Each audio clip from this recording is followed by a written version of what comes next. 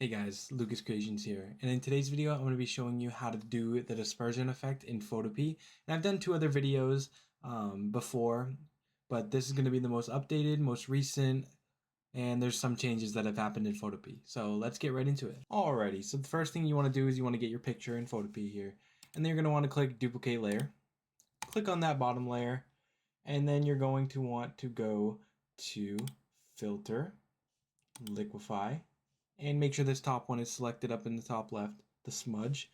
And you're going to want to pull the image. It's going to look really strange, but trust me on this, okay? Trust me on this. So once you pull all this, each side, just like so.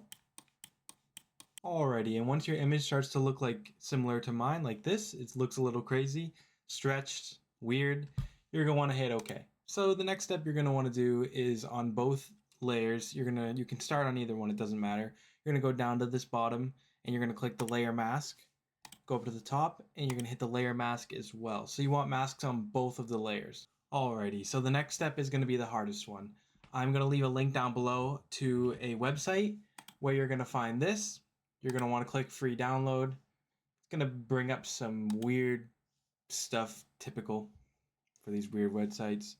Downloaded, get rid of that, close out the website. So now that I've downloaded the zip file, I'm going to take it into my eraser tool, take this drop down, hit this arrow, and I'm going to click load TPL, bring in, and now I'm going to have these brushes, all these fancy weird glass brushes.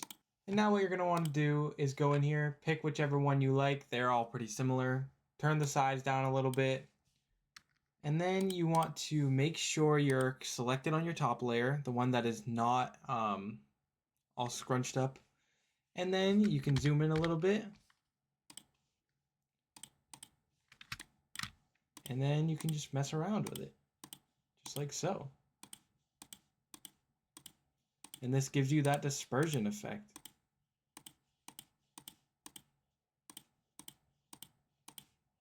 But I have one more thing to show you guys.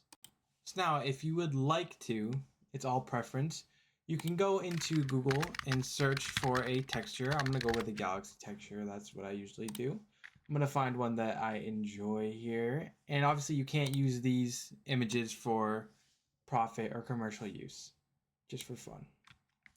And now you're going to bring it down. And I think that just looks so much cooler.